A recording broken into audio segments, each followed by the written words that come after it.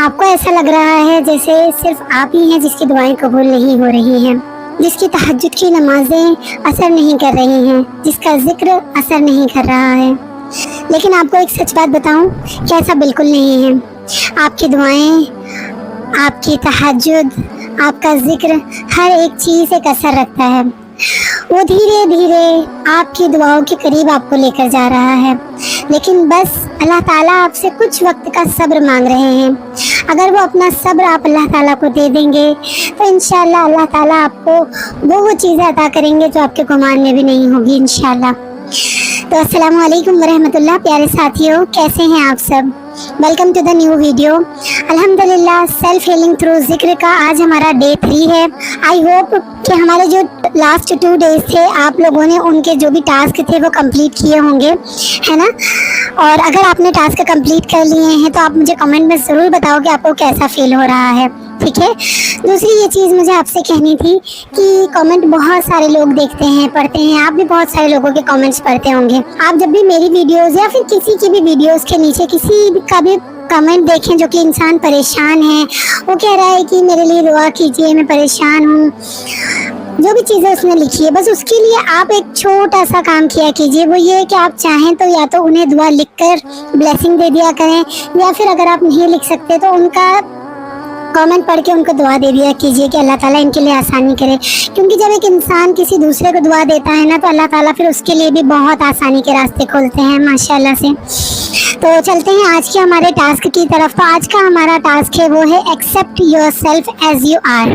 ठीक है, आप जैसे भी हैं, मोटे हैं आप, मोटे हैं आप, दुबले हैं आप, काले हैं, गोरे हैं, शाय हैं, लंबे हैं, हाइट कम है, जो भी है, जैसे भी आप हैं, आपको सबसे पहले अपने आप को एक्सेप्ट करना है। आप जिस भी डायरी में ये सीरीज को नोट कर रहे हैं वहाँ पर एक बोल्ड वर्ड्स में आप ये चीज़ लिख लीजिए, I accept myself as I M.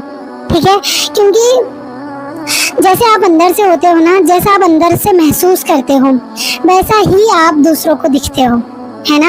एक चीज़ आपने नोटिस की होगी कि जो चीज़ आपको सबसे ज़्यादा परेशान करती है, जैसे अगर आप का वज़न थोड़ा बढ़ा हुआ है और अगर आप उसमें अनकंफर्टेबल फील कर रहे हैं किसी के सामने, तो कोई ना कोई आपको उस बारे में एडवाइस ज़रूर दे देता है कि अजवाइन का पानी पी लो, ज़ीरे का पानी पी लो, दुबले हो जाओगे, दालचीनी का पानी पी लो।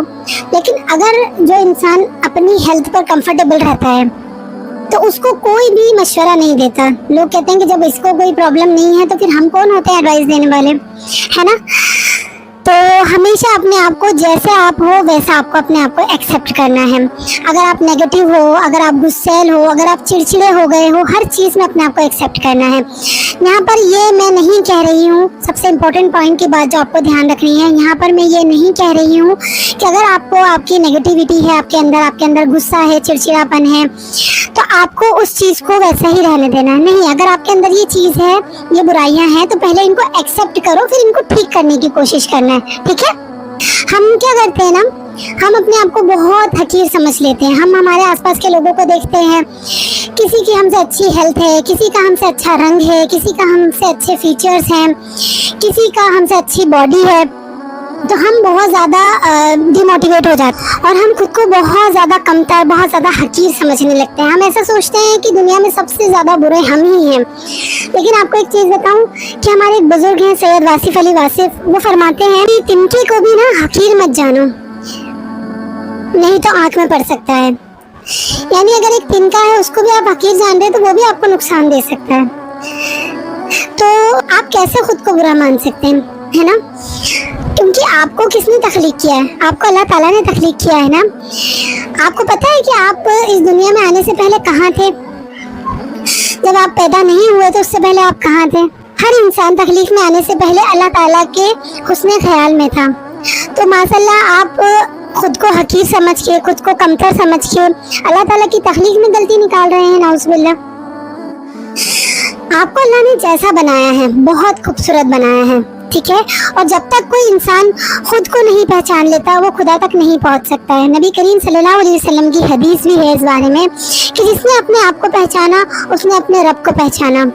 तो पहले खुद को पहचानना ज़रूरी है और खुद को पहचान के कबूल करना ज़रूरी है, तभी आपकी लाइफ इंशाल्लाह चेंज होगी। तो आपको समझ आ गया आज आपको क्या करना है, accept yourself as you are. उसके साथ ही आपको आज एक चैलेंज देती हूँ। तो आपका चैलेंज ये है कि आपकी बॉडी का जो भी पार्ट आपको पसंद नहीं है उसको आपको 7 डेज तक अप्रिशिएट करना है उस पार्ट को। जैसे अगर आपको आपकी नोज नहीं पसंद, आपकी स्किन नहीं पसंद, तो आपको 7 डेज तक उसको अप्रिशिएट करना है। जैसे आपको आपकी स्किन नहीं पसंद, तो आपको अपनी स्किन को आने वाले 7 डेज तक डेली बेसिस पर अप्रिशिएट करना है।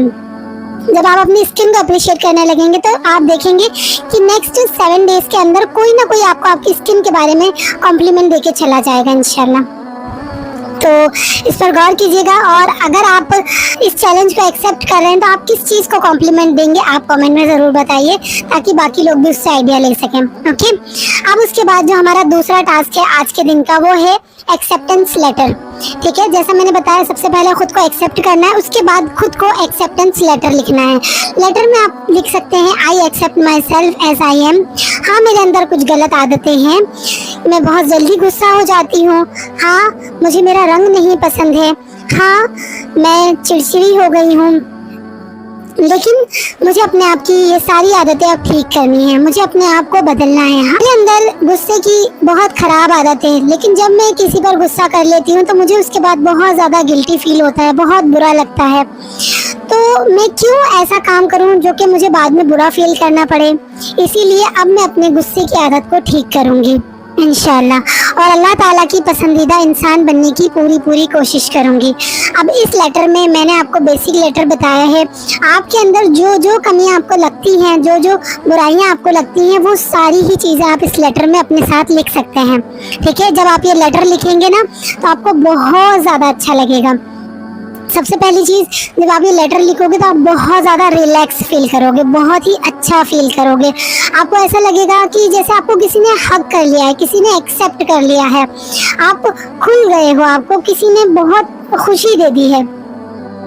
तो आपको ये लेटर ज़रूर लिखना है। ठीक है, और इसका इतना बड़ा फ़ायदा ये है कि जो लोग आपको सलाह देते रहते हैं ना कि आपको ऐसा होना चाहिए, तुम्हारे अंदर ये चीज़ ख़राब है, तुम्हें वैसा होना चाहिए, या फिर खुद आप अपने अंदर उधर घूम में लगे रहते हो कि मुझे ऐसा होना चाहिए था, मुझे उसके जैसा होना चाहिए था, मुझे इसके जैसा होना चाहिए था, ये सारी चीज़ें आपके अंदर से निकल जाएगी और आप एक कॉन्फिडेंट इंसान बन जाओगे इंशाल्लाह। ओके, उसके बाद आज का हमारा जो दूसरा टास्क है वो ये है कि आपको 2 रकात नमाज सलातुल हाजत पढ़नी है, इस नियत के साथ कि मुझे अल्लाह ताला से अपनी दोस्ती पक्की करनी है।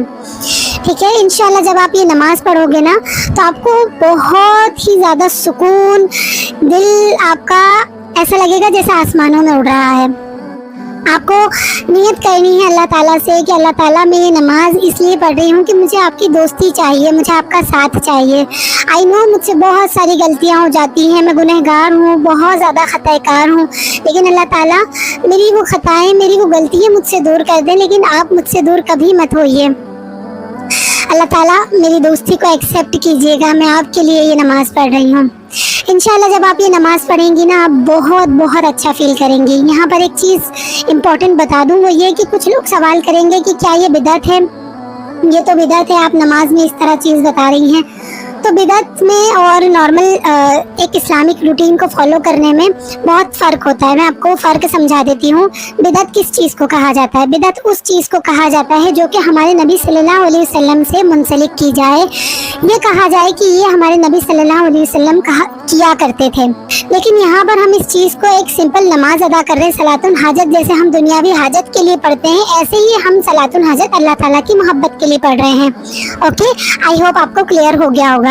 उसके बाद आज का जो तीसरा टास्क है वो ये है कि आपको अपनी एक फ़ोटो लेनी है, जो कि अगर गर्ल्स मेरे साथ देख रही हैं तो उनको ख़ास तौर पे इसमें एक चीज़ का ध्यान रखना है कि अपनी निकाब वाली फ़ोटो आपको लेनी है, एंड देन उसको अपने व्हाट्सएप के स्टेटस पे लगाना है।